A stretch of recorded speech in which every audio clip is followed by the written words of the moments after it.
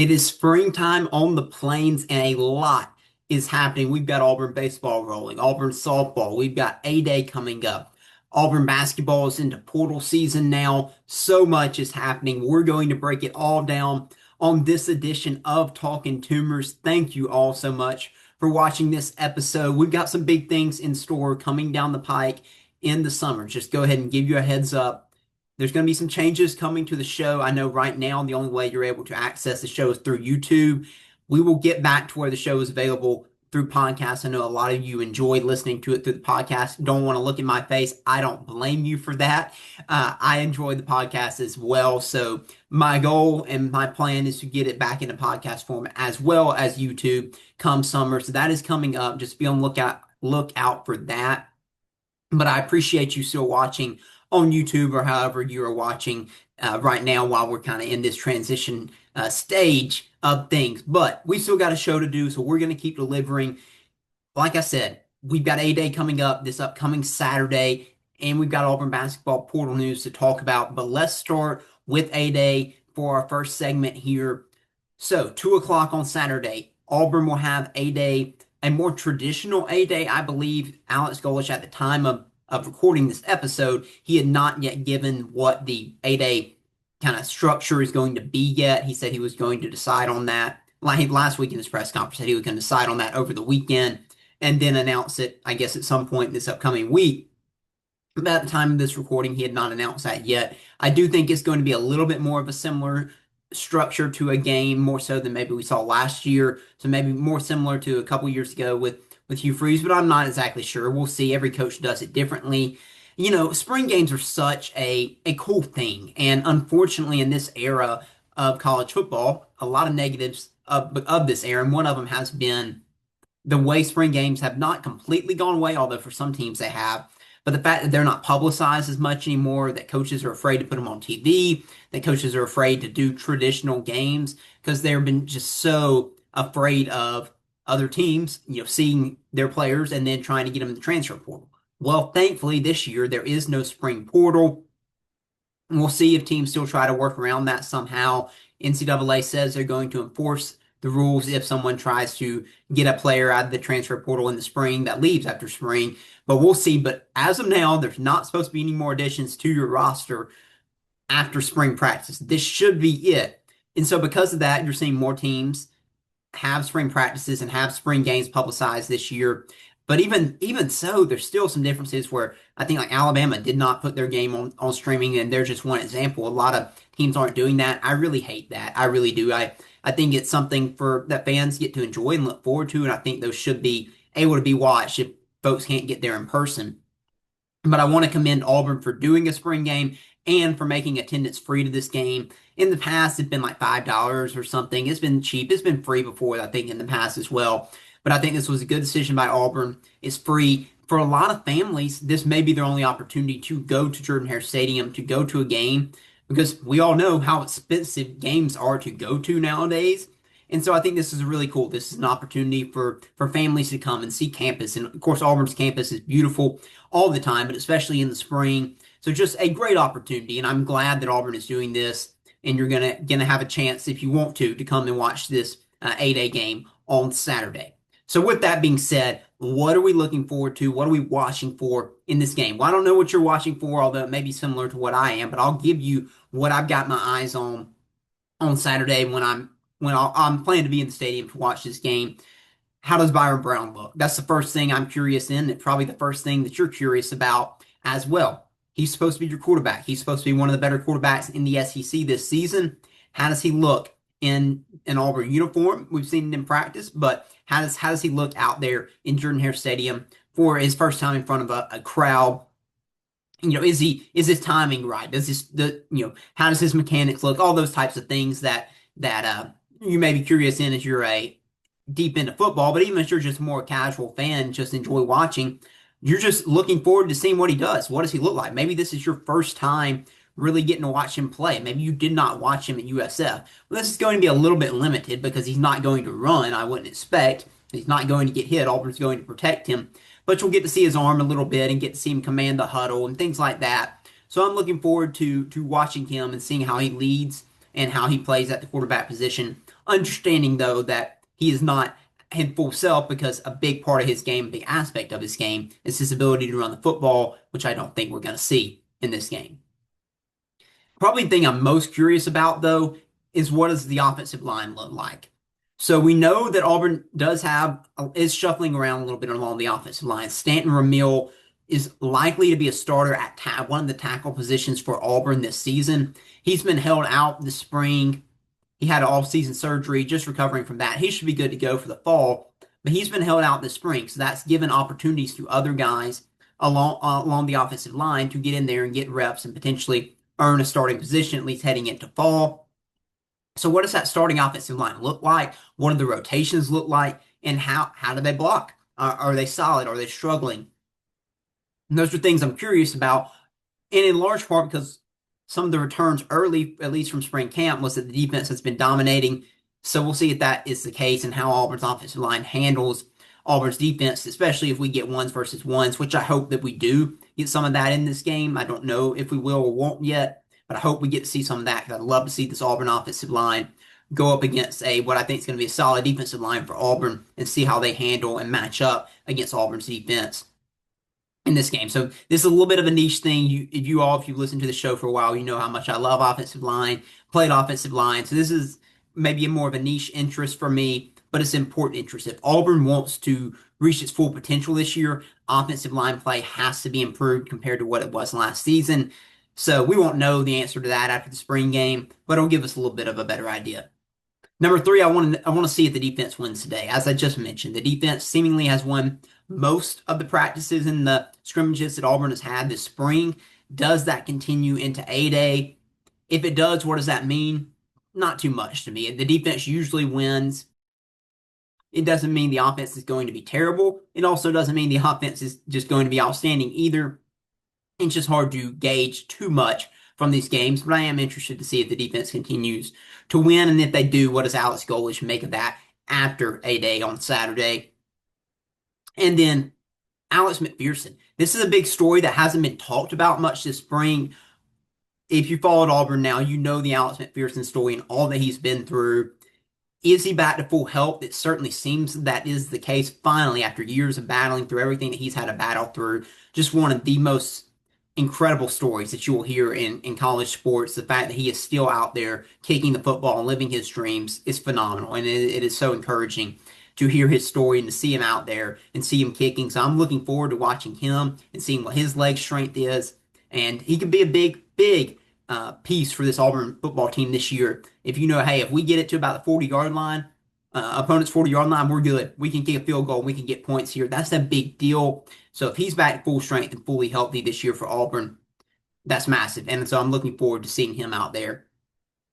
And then finally, what's the vibe like for this team? And we have seen in interviews so far this spring, the culture seems to be better. The players seem to be enjoying things. And not they didn't enjoy things with Hugh Freeze, but the energy does seem to be better. Now, it's still early. They haven't played a game yet. So all that could change come fall. But right now, the initial signs are that Alex Golesh has started to establish his culture and the players are bought in. We'll get to see what that energy looks like, what that culture looks like a little bit more in A-Day on Saturday. So I'm looking forward to seeing that, seeing how the players move around. What is their energy? How do they approach things? What's their intensity and attention to detail in each and everything that they do on the field? I'm looking forward to seeing that and seeing the environment in Jordan-Hare Stadium for the first time since the Iron Bowl last season that Auburn lost the heartbreaker in. This will be the first time the fans get to return to Jordan-Hare Stadium. What's the crowd going to be like? Again, it's an A-Day game. I'd have to go back and look back at see what the records were. I think usually your highest attended A-Day games are in the first year of a new head coach. So I would expect a really good crowd. I don't know if it'll set the record. I think the record might be Gus Malzahn's first year, either then or the Cam Newton year. But I think it was Gus Malzahn's first year. But again, don't fact check me on that. I'm not entirely sure.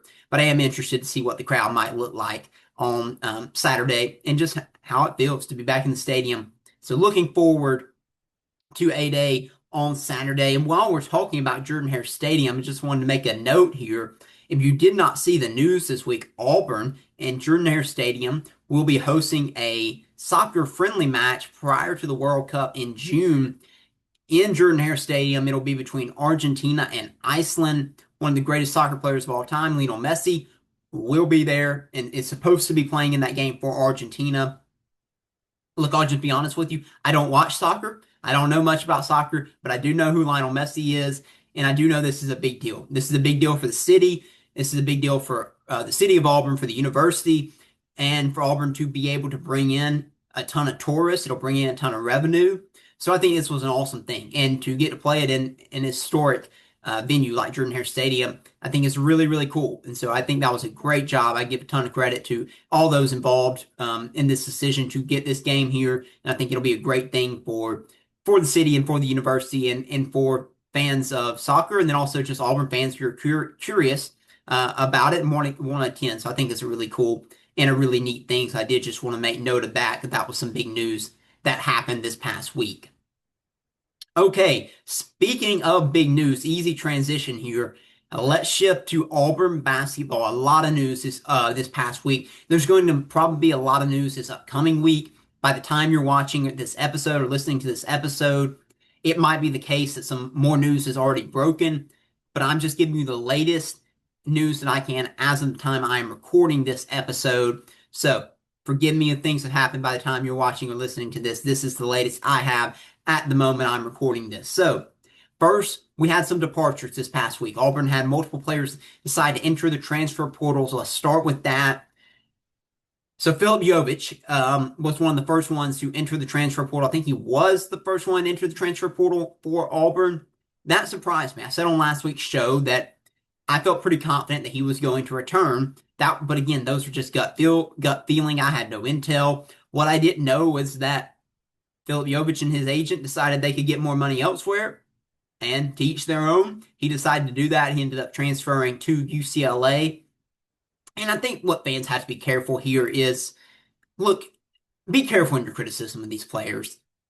Put yourself in their shoes, understand their situation, especially Philip Jovich's situation, someone who came over from Europe, and his agent was a big, part in that, played a big role in getting him to Auburn. He trusted in him.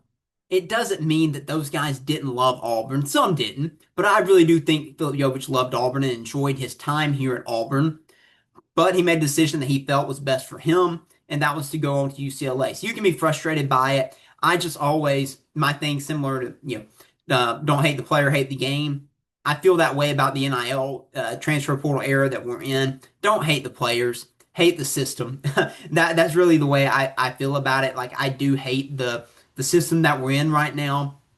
I think it's great for the players to be able to earn compensation for their level of play and for their name, image, and likeness. However, we all know that the system is out of control. I've talked about that plenty, not going to spend any more time on it at this point. But I just say that, preface that for what I'm about to say about Philip Jovich, and also with Elijah Freeman, who also entered the transfer portal. I wasn't unsure on Freeman. I leaned more towards him likely leaving. I know he caught a lot of criticism because he did say after the NIT championship that he was locked in. Obviously, he was not. But again, in that moment, he had just won a championship. You're being asked questions about your future. It's not that you haven't thought about it, but that's not what was on the top of your mind at that moment. I don't think he was lying when he said he was locked in with Auburn. I think in that moment he was. He had an opportunity to make more money elsewhere, and he chose to do that. So again, I hate that they're leaving. I like those two guys, but I'm not gonna criticize them or vilify them in any way. It's just the era that we're living in. If you want to get frustrated, vilify, criticize them, that's your prerogative. But I'm just not going to do it. That's just not who I am. And I understand the situation these guys are in and the pressure that's being put on them to go seek the biggest deal. We can talk about bigger in the life grand scheme of things, since that's always the wisest move, to just chase more money. But in this situation, this is not the time and place to do that. So anyways, I'll get off my soapbox. Elijah Freeman, Philip Jovich entered the transfer portal along with Abdul Bashir, which Bashir, if you don't even recognize that name, he transferred in from JUCO. He had a back injury, wasn't really able to play Played very little at the beginning of the season, went back, being injured again, came back, but never got back part of the rotation. Just didn't work out. I really hated it for him. He is a really good shooter. I hope he finds a place to that he fits better and can get back healthy because he can really score it and can really shoot it. And so I hope that he can find a good place for him. But he exited. So those were your three exits. Just to repeat, Philip Jovic, Abdul Bashir, and Elijah Freeman. I believe Auburn is done as far as exits. Remember, Keyshawn Murphy and Keyshawn Hall both out of eligibility. But then Auburn got big news on who was returning. So let's start with the first one was Kevin Overton. He was pretty quick announcing that he was going to return. If I had to pick, if you told me, hey, Carson, you can only have one guy to return next season, you have to pick one of the entire roster, it would have been Kevin Overton. I like Kevin Overton a lot. We know the way he finished the season was really, really strong, shooting over 50% from three, and I think the final 10 plus games of the year. He needs to continue to develop as a player and as a leader. I thought of the leaders on this Auburn basketball team last year, he was one of the better ones, but I would not quantify him as a good leader yet. But he has the potential to be one if he continues to grow and develop. And I thought this was a big deal for Auburn to get him back and for him to be one of the cornerstone pieces for your team and for your program heading into next season. So Auburn locked him down quickly. Shortly thereafter, Simon Walker, who was a true freshman this year, played sparingly, announced his intentions to return. Quite frankly, I was a little surprised by that. I respect it, though, because Simon Walker, usually when guys don't play much their freshman year, they hit the exit door. But he didn't. He said, you know what? I'm happy to be at Auburn. I'm going to compete. I'm going to come back and see what I can do. And so he's going to have to battle to find minutes next season. But I respect him for sticking around. We know he can really shoot it. We saw that in the small sample size that we got from him this season. But can he defend, and does he have the athleticism to play at this level? And that's to be determined. Remember, he did deal with a foot injury late in the fall, and that kind of slowed down his development a little bit. So I'm interested to see if he can get a full off season. Maybe he can grow, get stronger, get faster, and see what happens next season for him. So he decided to return, and I give him a lot of credit for that. Then you had Sebastian Williams Adams, who also decided to return. He was a little bit up in the air. Another guy who I really felt did like Auburn a lot. You could even say loves Auburn. But I wasn't sure. He could have had opportunities to go elsewhere and gotten a pretty handsome payday. However, he decided to stay at Auburn. He bought into what Stephen Pearl was selling and in this program and bought into the plans for his development. And he decided to return. And he's going to be a crucial piece for this Auburn team next season. I'll touch more on that in just a second. And then finally, the big news that hit on Saturday morning, that was Tahad Pettiford is returning to Auburn. I'll be honest with you. This one surprised me. I think it surprised many folks at Auburn and in the college basketball landscape overall. It's just how things typically go. So Tahad Pettiford, really great freshman year. Things didn't go so well for his sophomore season. Usually when that happens, a player looks to go elsewhere. But Tahad Pettiford didn't do that. I give a ton of credit to Stephen Pearl, to Ira Bowman, to this staff for selling Tahad Pettiford on their vision and convincing him to come back for a third season on the Plains. I said it last week that Tahad Pettiford with a good year in season 3, and if he returned, then he have a chance to cement himself as a program legend. If Auburn can have success next season, of course, being a caveat there. But I really believe that. The potential is there. We've seen him play at really high levels, but can he do it consistently? We know his shot was a major struggle for him this season, but it's in there. He's just got to find it again. And then Auburn had to sell him on the fact that they were going to build a better roster that fit his skill set more so than the roster this season did. The Keyshawn Hall and Tahad Pettiford being your two key pieces just didn't work. The players, they just didn't fit together. The pieces of the puzzle did not match, and that just did not work this season for Auburn. I think Tahad Pettiford is a ball-dominant player. He needs the ball in his hands. And Keyshawn Hall, same way. He needs the ball in his hands, and everything he did offensively was most of the time in isolation. So those just two didn't match, and it didn't work well. So I don't think you'll see that type of player again on Auburn's roster along with Tahad Pettiford this upcoming season. So whatever that plan was that Stephen Pearl and the staff sold Tahad Pettiford on, obviously he bought into it, and he is returning for a third season. And so you got three guys that I would say are going to be your core for next season. before Auburn adds any more players, which we know they will. We'll talk about that in a second. But so much hinges on Todd Pettiford, Kevin Overton, and Sebastian Williams-Adams for next season. Those are your three core returners. Again, not Simon Walker, he's returning as well. But those are three guys that played a ton of minutes, that produced a ton of points for you last year, at least in Todd and Kevin Overton. And so much is going to hinge on their development next season. For Todd Pettiford, is being able to continue to improve as a defender while also getting his shot back. For Kevin Overton, same. Defense, continuing to shoot at a high level, becoming a better leader. And then for Sebastian Williams-Adams, can he take that next step offensively? That's the biggest thing. His defense and his rebounding was good. He needs to get stronger. He needs to get bigger and stronger. He will do that. But how does his offense come along? You got to shoot better than 50% from the free throw line. You got to shoot better than 20-something% from three. If he can add more to his game offensively, continues on his same trajectory as far as his defense and rebounding goes, that's going to be a massive deal for Auburn this upcoming season, if that happens.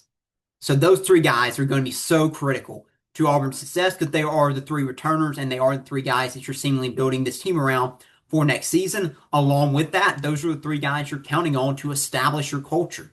Well, again, one big issue with Auburn last year was the culture. Part of it was because you only have one player returning it to Todd Pettiford. Well, now you're going to have at least four. If you count Emeka Oporum, you have five guys returning. Blake Mashalit can get up to six. But those three guys, and Sebastian Williams-Adams, Todd Pettiford, and Kevin Overton, are going to be critical for you establishing your culture and building this team for next season. When you add the transfers and freshmen that'll end up coming in and being a part of this team. So crucial pieces for Auburn. I cannot overstate that matter. So with that being said, now attention turns to the transfer portal and the additions Auburn needs to make here. Auburn pretty much has to make additions essentially at every position because right now you only got about half your roster built. So you've got to pretty much make additions at every position. So I think Auburn certainly has to get another point guard or someone who can at least run point because we know Todd Pettiford had to play way too many minutes this past season because Auburn did not have a backup point guard. Once Caden Magwood was unable to fulfill that role, I didn't mention him. He was another one that transferred out. I apologize earlier in the segment. I think I did forget to state that. But anyway, so Auburn missed having a backup point guard this past season. That's going to be a big focal point. I also expect Auburn to land another guy who can play the 2 / maybe the 3. Auburn does have to get a true wing because right now Auburn does not have one. Now that you lost Elijah Freeman, so that's of course going to be a big need. And then another forward / center, maybe both. Maybe you get another 4-man and another 5-man.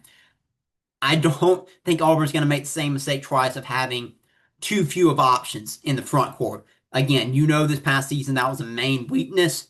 Usually when you mess something up like Auburn did in their roster construction last season, you make sure and you make it a focal point not to mess that same thing up again.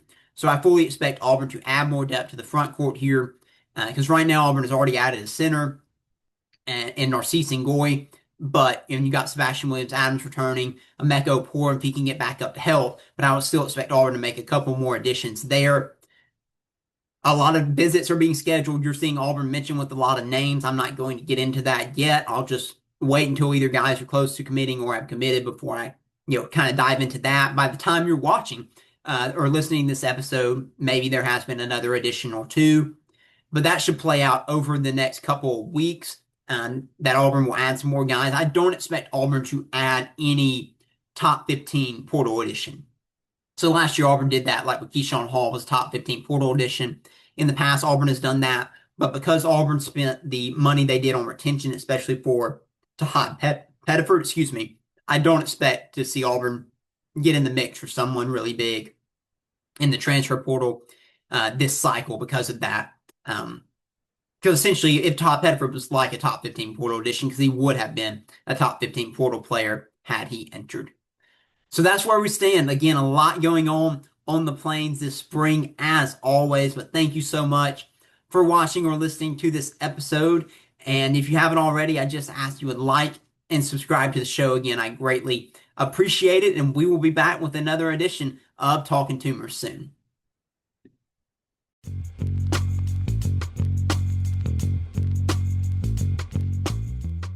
Thank you for listening to Talkin' Tumors. If you liked what you heard, make sure to subscribe and follow @Talkin Tumors on social media so you'll never miss an episode. War Eagle.